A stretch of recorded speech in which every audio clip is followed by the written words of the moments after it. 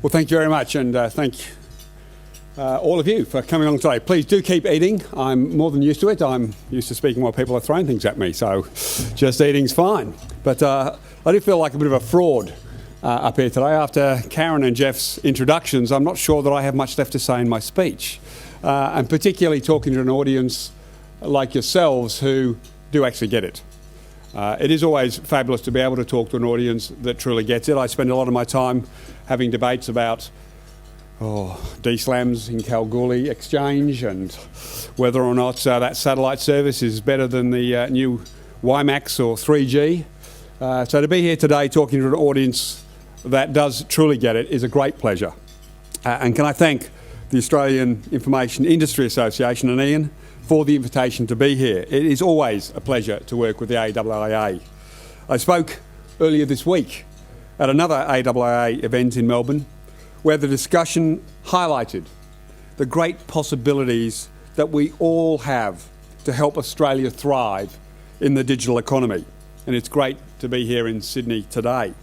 The AIIA plays an important role in the Australian economy. It is a key body helping to establish the strategic direction of the ICT industry. It is also a champion for the adoption of digital technologies by organisations large and small across the spectrum of society. The AIIA plays an important leadership role, promoting achievement through programs such as the recent AIIA Awards. By highlighting technology innovation in this way, the AIIA is helping to demonstrate the pervasive influence of digital technologies. The winners of AIIA Awards in May this year are active in sectors as diverse as education, logistics, health, energy, finance, infrastructure, entertainment, sustainability and community services. In fact, I defy people to find some areas of the economy that aren't being overrun by the digital sector. It is important that we continue to recognise and champion innovation leadership and to encourage excellence in our ICT sector. Equally, it is important that we demonstrate the great career opportunities available for people with ICT skills. Here again, the AIIA plays a leading role, driving programs such as ICT Careers Week, which will take place again later this month.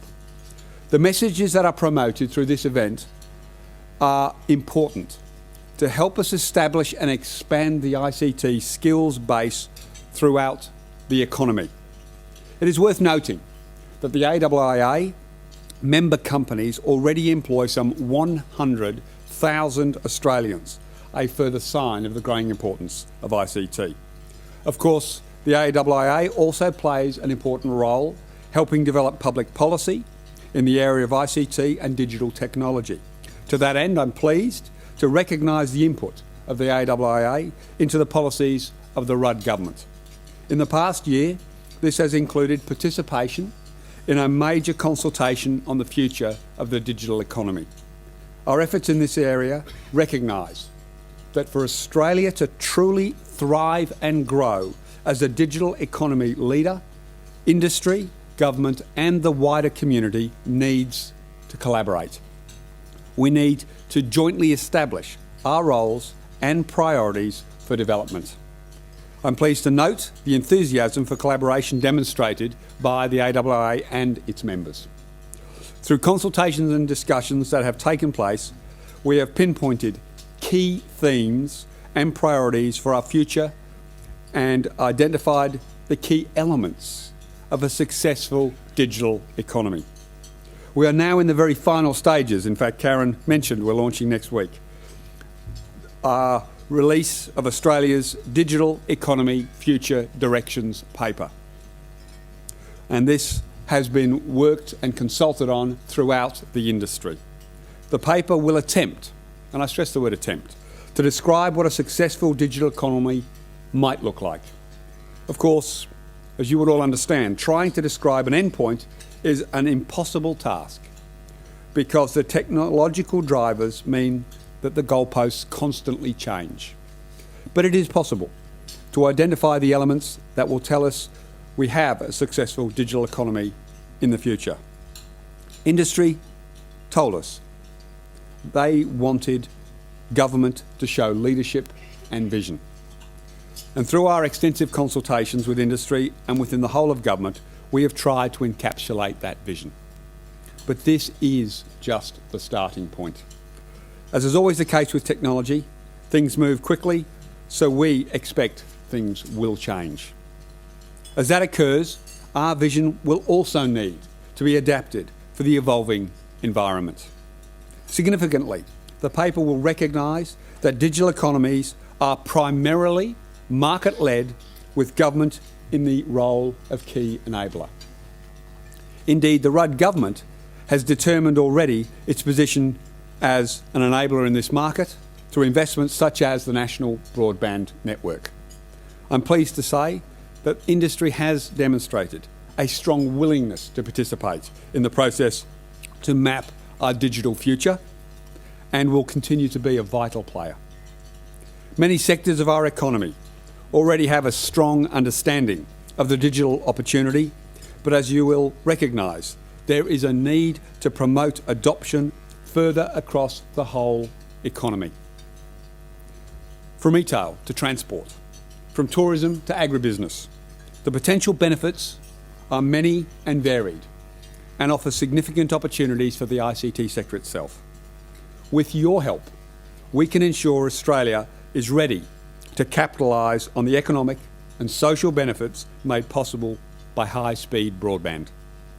Together, we can ensure that we are best positioned to drive the significant productivity, employment, social and environmental benefits on offer in this environment. We can collaboratively ensure that Australia does not fall behind the world, and we realise our potential as a digital economy leader. These opportunities, benefits and challenges are ours to share. I'm sure you're all aware of the scale, and it's been referred to a number of times already, and scope of the NBN that we made in just April. The Rudd government is strongly committed to preparing the foundations for Australia's digital economy. We acknowledge that broadband infrastructure is a vital component of this platform. However, we also understand that the digital economy requires action today to ensure that all Australians reap the rewards. Connected digital technologies are a key factor in the stability and growth of our nation. They will increasingly drive business productivity, support new jobs and provide opportunities for innovation and trade.